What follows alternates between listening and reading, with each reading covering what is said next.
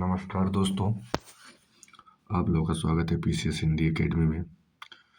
दोस्तों, आज मैं आप लोगों को कक्षा 11 की एनसीईआरटी का अध्याय नंबर 1 पढ़ाऊंगा। दोस्त, पहले तो ये जान लीजिए कक्षा 11 में 2 एनसीईआरटी हैं, जिसमें मैं आप लोगों को फर्स्ट वाला पढ़ाऊंगा, भौतिक भूगोल के मूल सिद्धांत। दोस्तों, आइए देखते हैं इसका पहला चैप्टर। दोस्तों, यह इकाई 1 है जो ये भूगोल के विषय के रूप में। अब दोस्तों आइए शुरू करते हैं पहला अध्याय का नाम है भूगोल एक विषय के रूप में। अध्याय 1।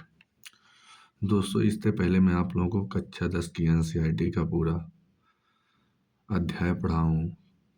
अब मैं आप लोगों को कक्षा 11 के एनसीईआरटी पढ़ाऊँगा। दोस्तों, जैसा भी होगा आप लोग अपना राय कमेंट सेक्शन में ज़रूर बताएं। यदि कुछ सुधार की ज़रूरत है तो भी आप लोग बताएं। आइए शुरू करते हैं। भूगोल एक विषय के रूप में।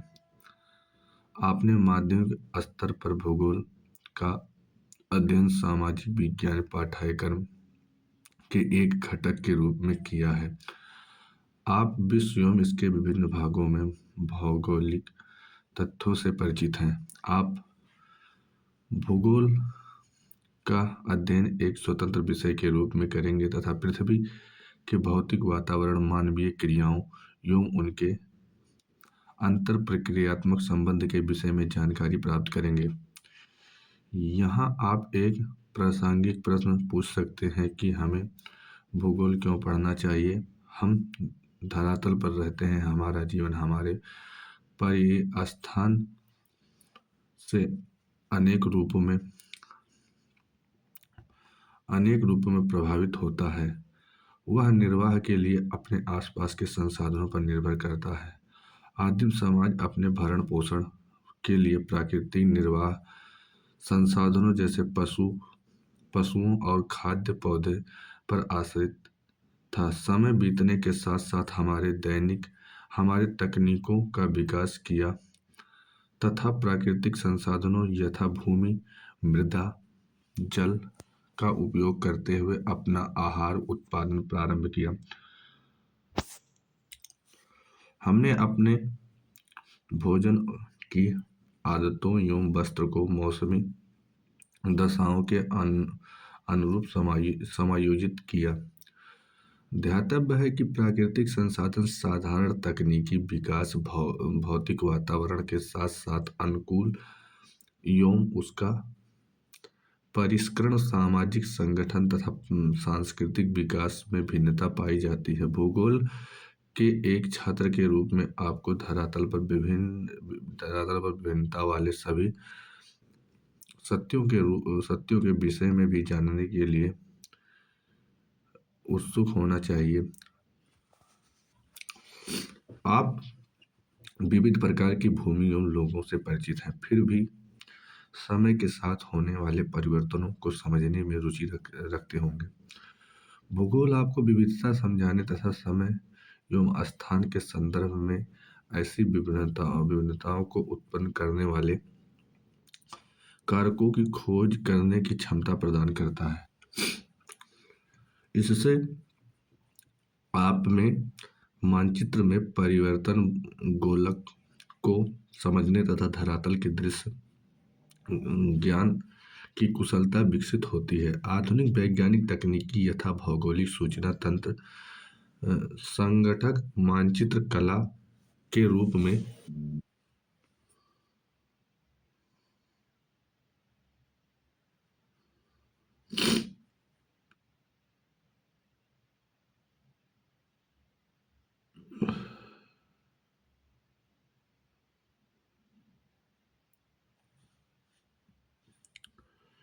अब आप अगला प्रश्न पूछेंगे कि भूगोल क्या है। आप जानते हैं कि पृथ्वी हमारा आवास है। यहाँ पृथ्वी पर रहने वाले अन्य छोटे बड़े प्राणियों का भी आवास है। पृथ्वी की सतह एक रूप नहीं है, इसके भौगोलिक स्वरूप में भिन्नता होती है। यहाँ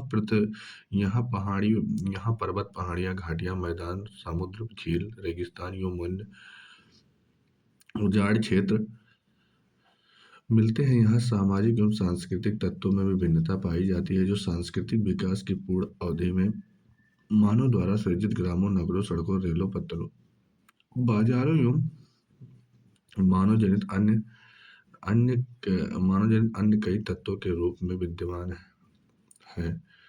उक्त भिन्नता में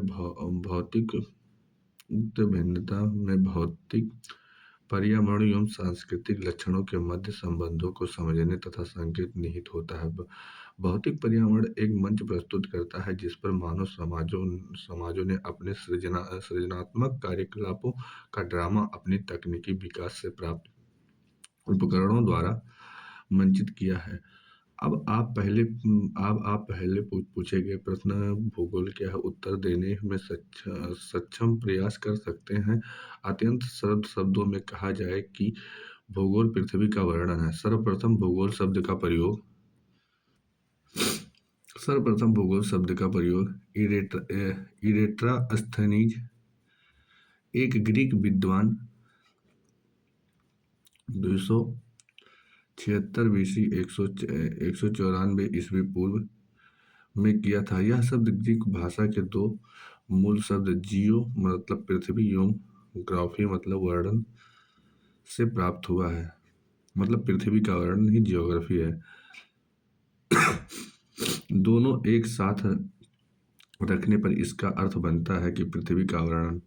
जियो प्लस ग्राफी को दोस्त जब साथ में रखते हैं तो होता है पृथ्वी का वर्णन। पृथ्वी को सर्वदा मानव के आवास के रूप में देखा गया है और इसी दृष्टि से विद्वान भूगोल को मानव के निवास के रूप में पृथ्वी का वर्णन परिभाषित करते हैं। आप इस तथ्य से तो परिचित होंगे कि यथार्थ बहुआयामी होते हैं तथा पृथ्वी की बहुआयामी, इसीलिए अनेक प्राकृतिक विद्वान जैसे जैसे भौमिक, मृदा विज्ञान, समुद्री विज्ञान, वनस्पति शास्त्र, जीव विज्ञान, मौसम विज्ञान तथा अन्य सह विज्ञान, सामाजिक विज्ञान के अनेक सहयोगी के विषय हैं, जैसे अर्थशास्त्र, इतिहास, समाजशास्त्र, राजनीतिक विज्ञान, नृत्य विज्ञान इत्यादि। धरातल की वास्तविकता के विभिन्न पक्षों का अध्ययन करते हैं। भूगोल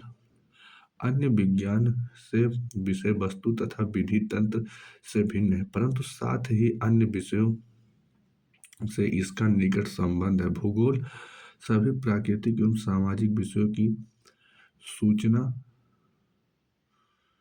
प्राप्त कर उसका संश्लेषण करता है। हम पृथ्वी के भौतिक तथा सांस्कृतिक वातावरण में विभिन्नता दिखाई देती है। हमें पृथ्वी के दोस्त भौतिक तथा सांस्कृतिक वातावरण में भिन्नता दिखाई देती है। अनेक तत्वों में समानता तथा कई में असमानता पाई जाती है। अतएव भूगोल को क्षेत्रीय भिन्नता का अध्ययन मानना तार्किक लगता है। इस प्रकार भूगोल को उनके सभी तथ्यों का अध्ययन करना होता है जो क्षेत्रीय संदर्भ में भिन्न है।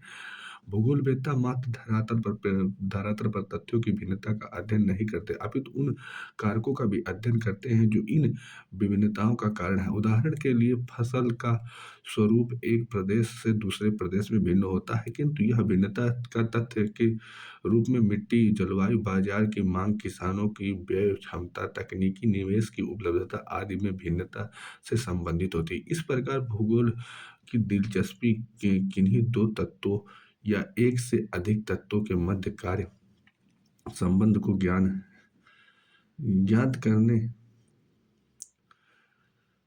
करने में है। एक भूगोलवेत्ता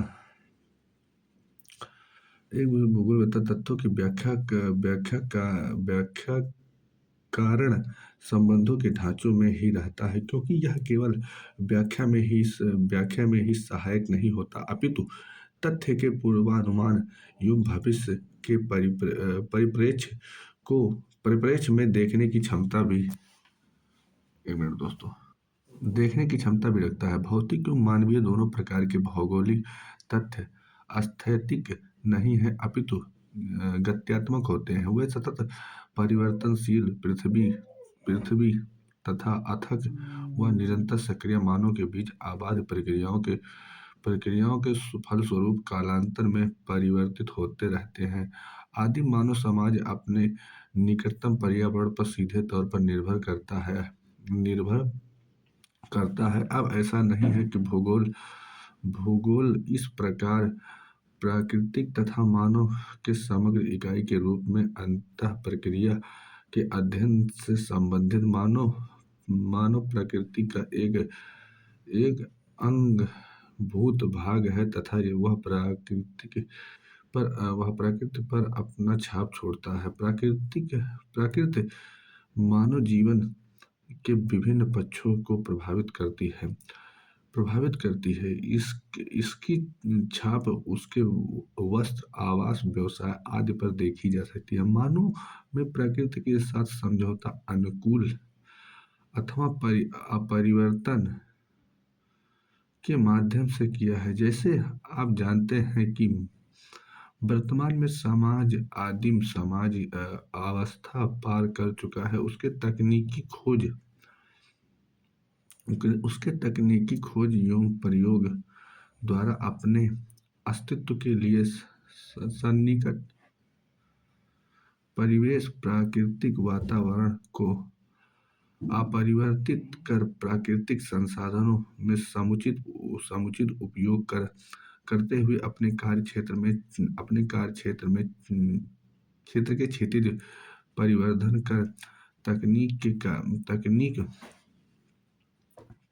तकनीक विकास के साथ मानव अपने ऊपर भौतिक पर्यावरण के द्वारा कसे हुए बंध को ढीला करने में सक्षम हो गया है। तकनीकी एवं श्रम की कठोरता को कम कर श्रम क्षमता को बढ़ाया तथा अवकाश का प्रावधान करते हुए मानव को उच्चतर आवश्यकताओं को पूर्ण करने का अवसर दिया गया। उससे उत्पादन के पैमाने एवं श्रम की गतिशीलता में भी वृद्धि हुई है। भौतिक वातावरण एवं मानव की अन्योन्य क्रिया को एक कवि द्वारा संक्षेप में मानव एवं ईश्वर के बीच निम्न वार्तालाप के माध्यम से व्यक्त किया गया। आपने मिट्टी का सृजन किया, मैंने कप का निर्माण किया। आपने रात्रि का सृजन किया, मैंने दीपक बनाया। आपने बंजर भूमि, पहाड़ियों, भूभाग एवं मरुस्थलों का सृजन किया, मैंने फूलों की क्यारियां तथा बाग बगीचे बनाए। प्राकृतिक संसाधनों का प्रयोग करते हुए मानव अपने सृजनात्मक योगदान का दावा करता है। तकनीकी की सहायता से मानव आवश्यकता की अवस्था में स्वतंत्रता की ओर अग्रसर हुआ है। उसने सर्वत्र अपनी छाप छोड़ी है तथा प्रकृति के सहयोग से नई संभावनाओं का सृजन किया है। इस प्रकार हमें मानवीयकृत प्राकृतिक तथा प्राकृतिक प्रभावित मानव के दर्शन होते हुए भूगोल इसी अंतर प्रक्रियात्मक संबंध का अध्ययन करता है। परिवहन एवं संचार के साधनों के जाल तथा पदानुकृत केंद्रों के माध्यम से क्षेत्र सामाजिक और संगठित हो गया है। एक सामाजिक विज्ञान के रूप में भूगोल इसी क्षेत्रीय संकलन एवं संगठन का अध्ययन करता है। एक वैज्ञानिक के विषय के रूप में भूगोल को तीन वर्गीकृत प्रश्नों से संबंधित कुछ प्रश्न धरातल पर पाए जाने वाले प्राकृतिक एवं सांस्कृतिक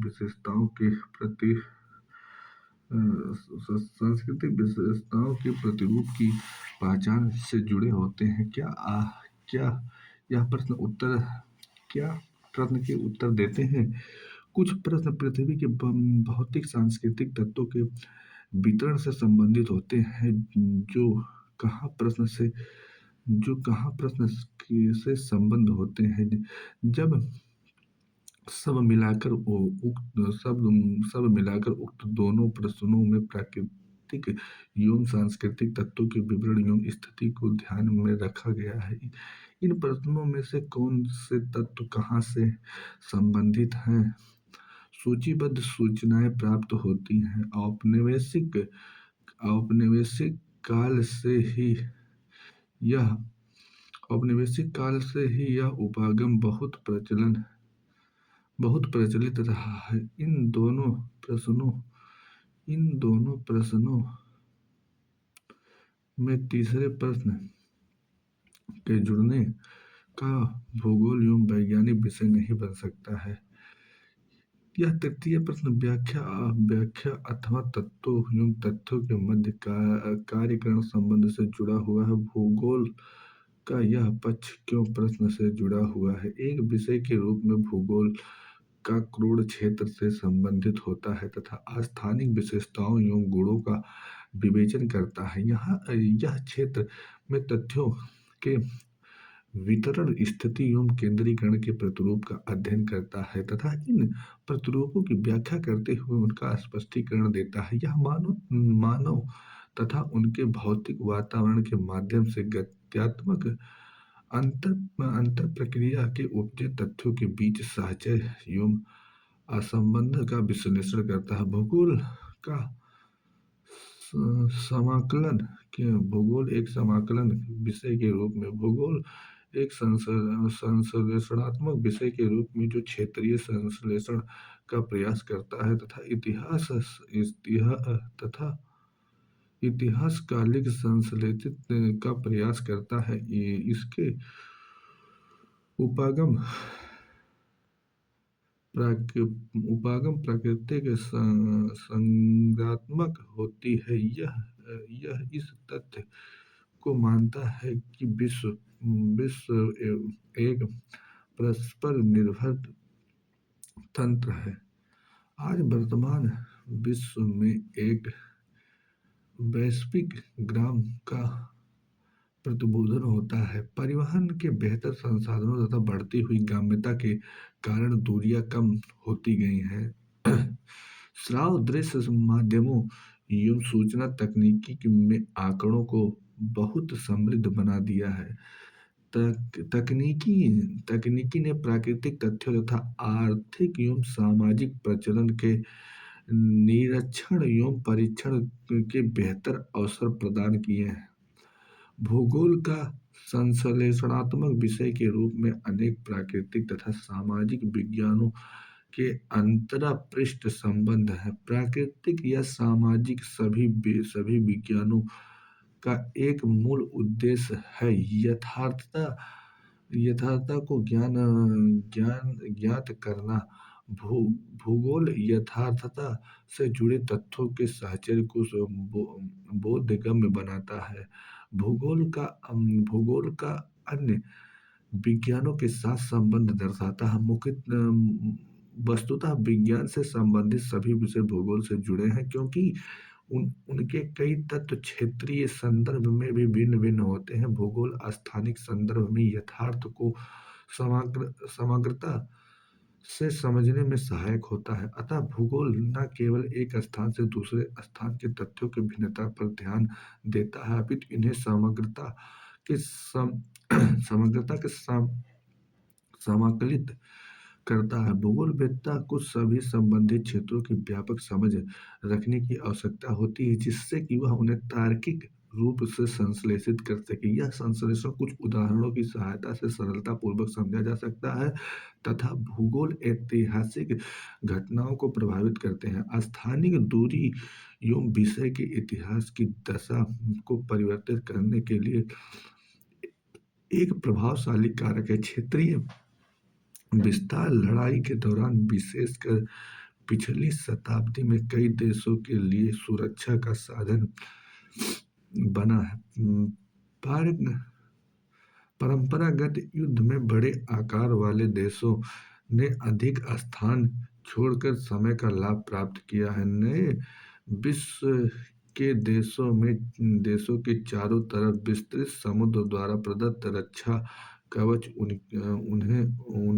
उन्हें उनकी मिट्टी पर युद्ध से बचाता रहा है। यदि हम विश्व की प्रमुख ऐतिहासिक घटनाओं का विवेचन करें तो उनमें से प्रत्येक भौगोलिक व्याख्या की जा सकती है। भारत में इतिहास का एक महान अवरोध के रूप में देश की रक्षा करता है, परंतु उनमें विद्यमान दर्रे मध्य एशिया आक्रमणकर्ताओं एवं प्रव्रजकों को मार्ग की सुविधा देता है। समुद्र के किनारे दक्षिण पूर्वी एशिया, यूरोप तथा अफ्रीका के संपर्क को प्रोत्साहन करते रहे हैं।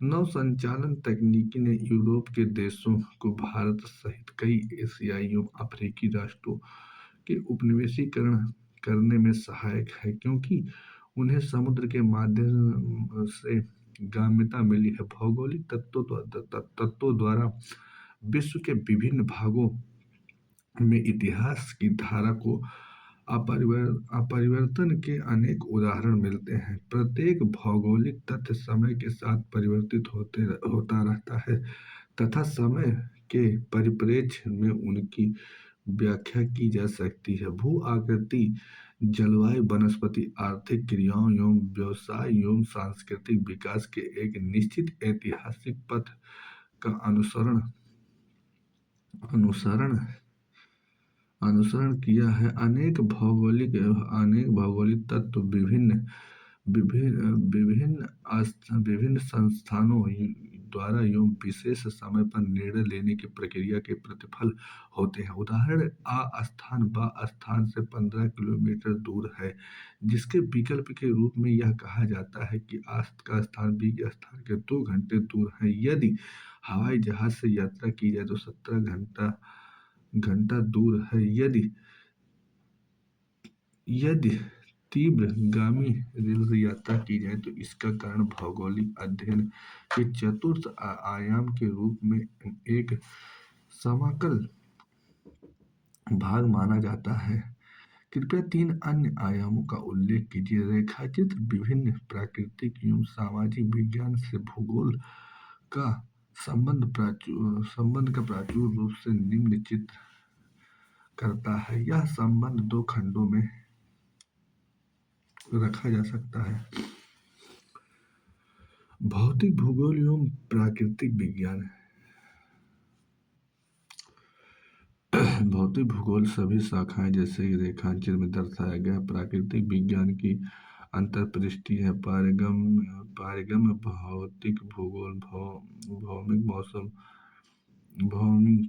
भौमिकी, मौसम विज्ञान, जल विज्ञान, मृदा विज्ञान से संबंधित है। इस प्रकार भू आकृति विज्ञान, जलवायु विज्ञान, समुद्री विज्ञान एवं मृदा भूगोल के प्राकृतिक विज्ञान से निकट का संबंध है, क्योंकि ये अपनी सूचनाएं इन्हीं से प्राप्त करता है। जैव भूगोल वनस्पति शास्त्र, जीव विज्ञान तथा पारिस्थितिकी विज्ञान से अत्यधिक निकटता से जुड़ा है, क्योंकि मानव विभिन्न अस्थिक निकेतन में निवास करता है। एक भूगोलवेत्ता को गणित एवं कला विज्ञान, विशेष मानचित्र रेखा में निपुण होना चाहिए। भूगोल खगोलीय स्थितियों के अध्ययन से भी जुड़ा हुआ है, जो अक्षांश एवं देशांतरों का वितरण प्रस्तुत करता है। पृथ्वी का आकार भू-आब है, परंतु भूगोलवेत्ता का मूल उपकरण मानचित्र है, जो द्वितीय आयामी प्रदर्शन होते हैं। भू-आब को द्विआयामी में परिवर्तन करने का साधन रेखाचित्र या गणितीय रीति से निम्नलिखित प्रक्षेपण द्वारा प्राप्त हो सकता है। रेखात्मक तथा परिमाणात्मक तकनीकी में गणित,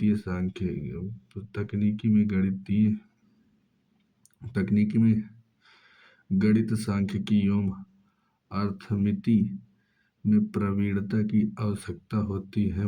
मानचित्र कल्पना द्वारा तैयार किए जाते हैं। खाका, मानस मानचित्र एवं मानचित्र कला हेतु कला में निपुण आवश्यकता है। भूगोल एवं सामाजिक विज्ञान। रेखाचित्र में प्रदर्शित प्रत्येक सामाजिक विज्ञान का भूगोल का एक शाखा है। अंतरपृष्ठीय संबंध। भूगोल और इतिहास में अंतर संबंध का विवरण पहले ही दिया जा चुका है। प्रत्येक विषय का एक दर्शन होता है जो उस विषय के लिए मूल आधार होता है। दर्शन किसी विषय को जड़ प्रदान कर उसके क्रमशः विकास प्रक्रिया में स्पष्टीकरण ऐतिहासिक भूमिका प्रस्तुत करता है। इस प्रकार भौगोलिक चिंतन का इतिहास भूगोल के मात्र शाखा के रूप में सर्वत्र पाठ्यक्रम में सम्मिलित किया गया है। सामाजिक विज्ञान के सभी विषय में समाजशास्त्र, राजनीतिक शास्त्र, अर्थशास्त्र, जनसांख्यिकी, सामाजिक अर्थव्यवस्था का अध्ययन करते हुए भूगोल सभी शाखाएं सामाजिक भूगोल, राजनीतिक भूगोल, आर्थिक भूगोल, जनसंख्या भूगोल, अधिवास भूगोल आदि विषयों की घनिष्ठता से जुड़े हैं, क्योंकि इनमें से प्रत्येक में स्थानिक विशेषताएं मिलती हैं। राजनीतिक शास्त्र का मूल उद्देश्य राज्य के क्षेत्र, जनसंख्या, गुणवत्ता का विश्लेषण है, जबकि राजनीतिक भूगोल एवं क्षेत्रीय इकाई के रूप में राज्य तथा उसकी जनसंख्या के राजनीतिक व्यवहार का अध्ययन करता है। अर्थशास्त्र अर्थव्यवस्था की मूल विशेषताओं जैसे उत्पादन, वितरण, विनियमन एवं उपभोग का विवेचन करता है। इन विशेषताओं से प्रत्येक स्थानिक पक्ष होता है, अतएव वहाँ की आर्थिक भूगोल की भूमिका आती है, जो उत्पादन, विनियमन, वितरण एवं उपभोग के स्थानिक पक्ष का अध्ययन करता है। इसी प्रकार जनसंख्या भूगोल जनसांख्यिकी से निकटता से जुड़ा हुआ है।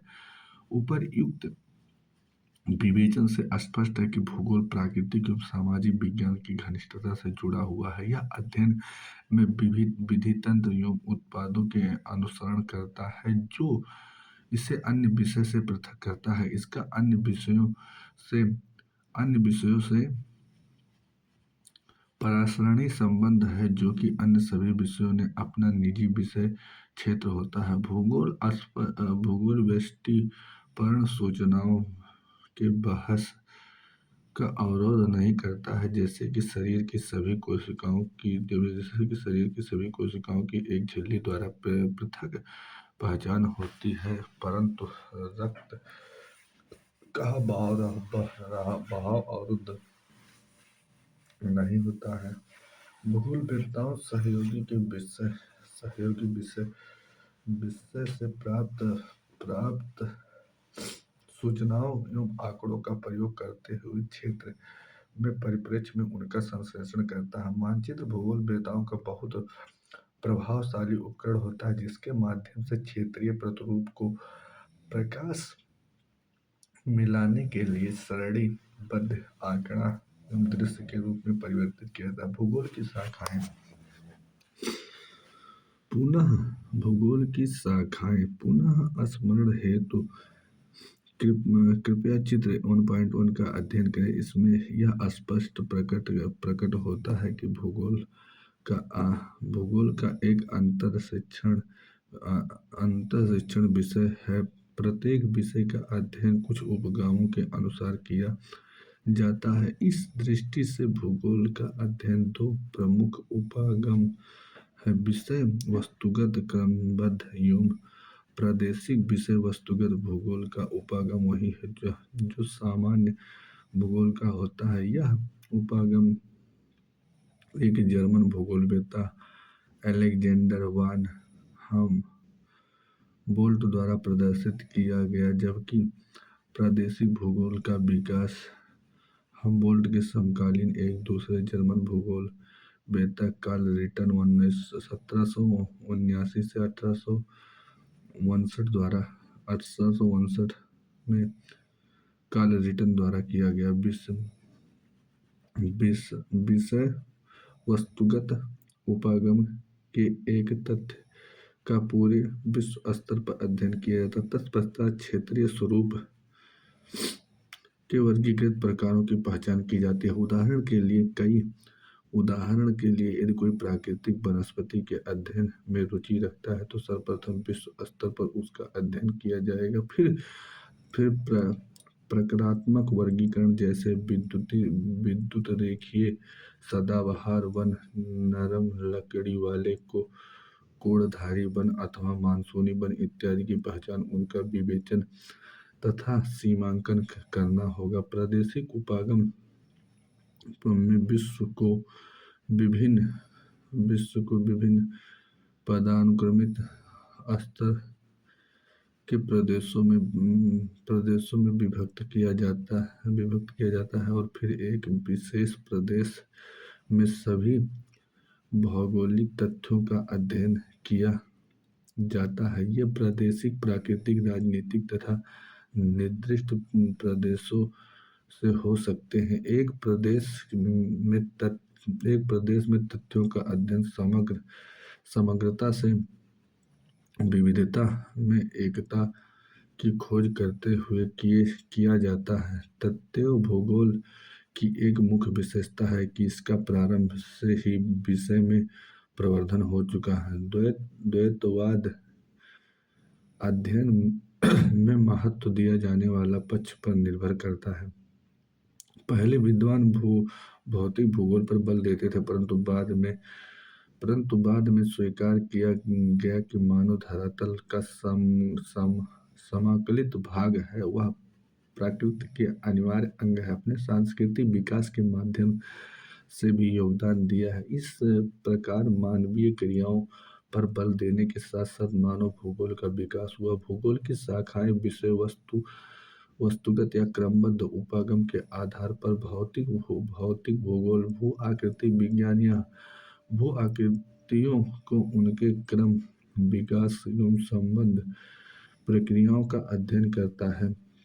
जलवायु विज्ञान इसके अंतर्गत वायुमंडल की संरचना, मौसम तथा जलवायु के तत्व, जलवायु के प्रकार तथा जलवायु प्रदेश का अध्ययन किया जाता है। जल विज्ञान के यह धरातल के जल परिमंडल, जिसे समुद्र, नदी, झील तथा अन्य धरातल सम्मिलित हैं तथा उनका मानव सहित विभिन्न प्रकार के जीवों एवं उनके कार्यों पर प्रभाव का अध्ययन है। भूगोल की शाखाएं, भौतिक भूगोल के सिद्धांत। दोस्तों ये लोग अपने बुक में आप लोग देख लीजिएगा। आइए फिर इधर देखते हैं।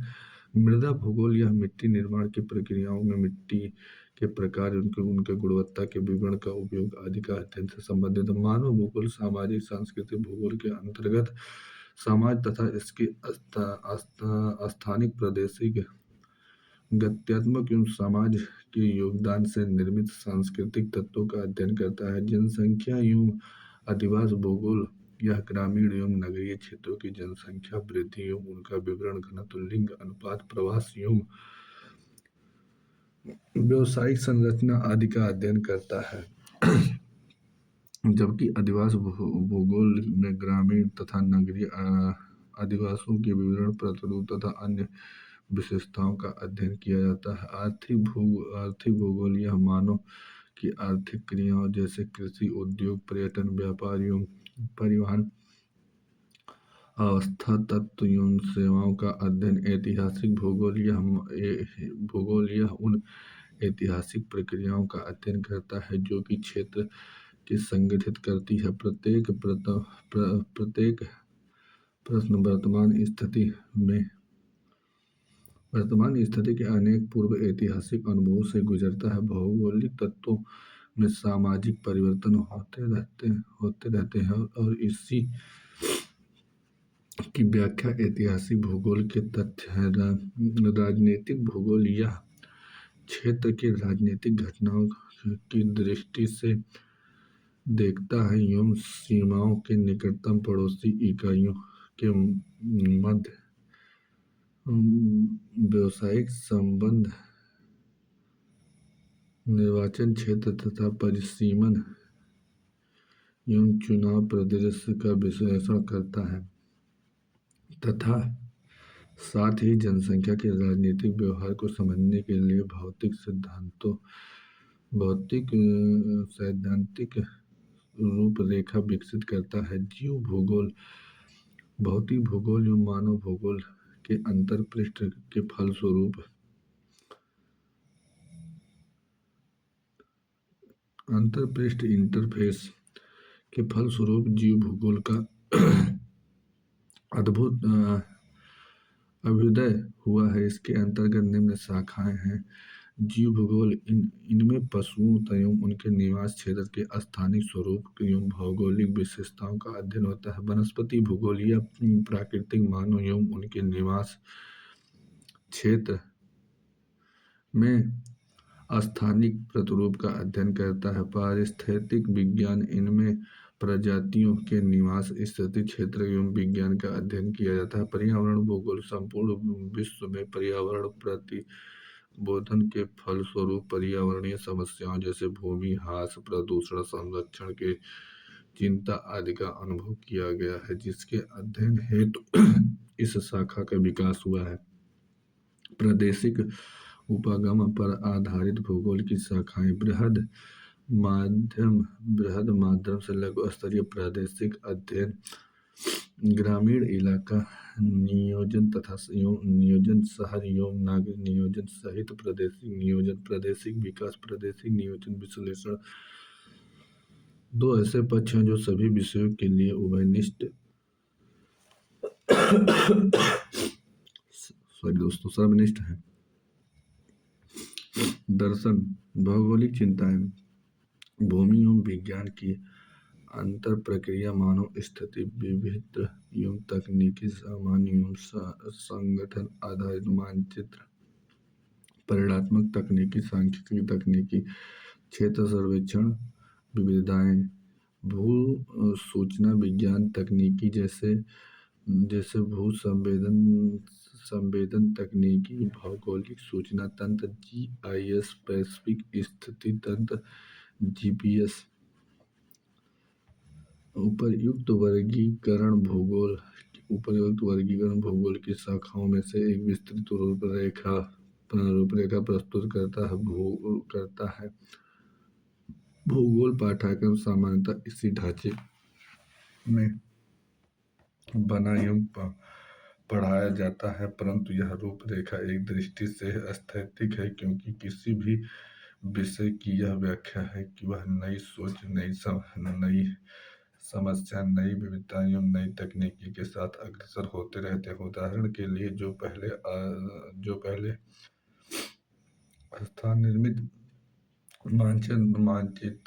मानचित्र तकनीकी थी, अब संगठक निर्मित मानचित्र में परिवर्तन हो गई है। तकनीकी में विद्वानों को बृहद मात्रा में आंकड़ों के प्रबंधन की क्षमता प्रदान करता है। इंटरनेट व्यापक सूचनाएं देता है, इस प्रकार विश्लेषण क्षमता में अपार वृद्धि हुई है। भौगोलिक सूचना तंत्र जीआईएस के ज्ञान में नए परिदृश्य की खोज में वैश्विक स्थिति तंत्र जीपीएस बिल्कुल सही स्थिति ज्ञात करने के लिए सुविधाजनक उपकरण हो गया है। तकनीकी तौर पर गंभीर सैद्धांतिक ज्ञान के साथ संश्लेषण करने की क्षमता बढ़ा दिया गया है। आप इस तकनीकी में कुछ प्राथमिक विषय पक्षों के विकास में अपनी पुस्तक भूगोल के प्रयोगात्मक कार्य भाग 1 से जान सकेंगे। आप अपनी कुशलता में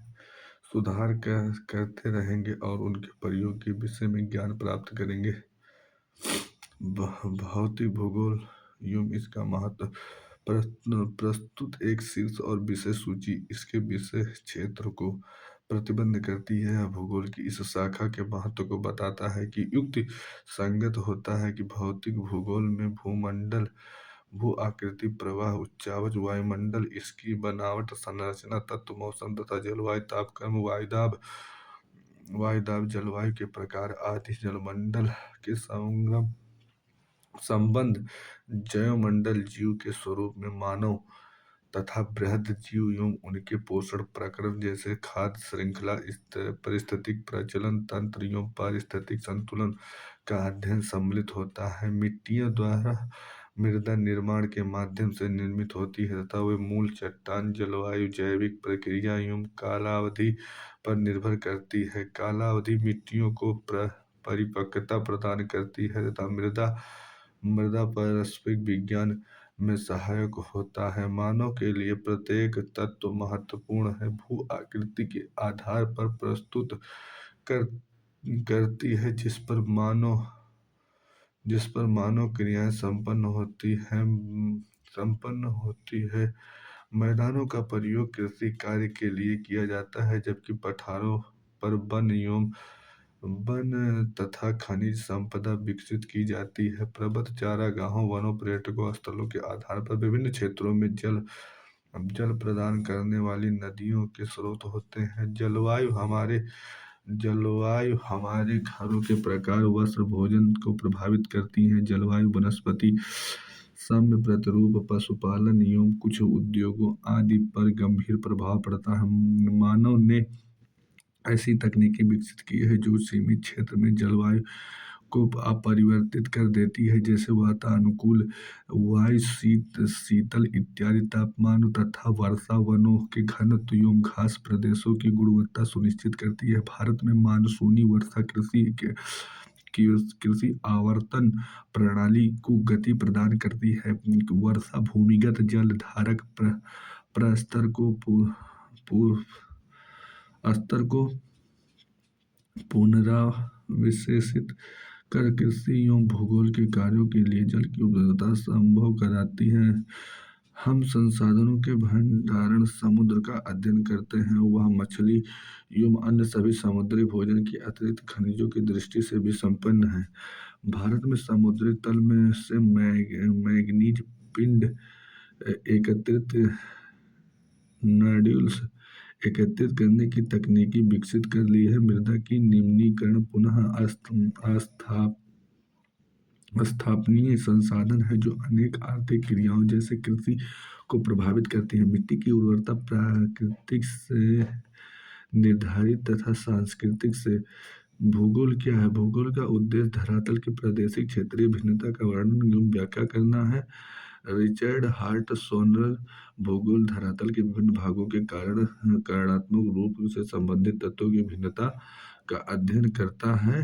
अल्फ्रेड हैटनर प्रेरित होती है। मृदा पौधे, मनुष्य एवं सूक्ष्म जीवाणुओं के धरातल जीवमंडल के लिए प्रदान करता है। भौतिक भूगोल प्राकृतिक संसाधन मूल्यवान एवं प्रबंधन से संबंधित विषय के रूप में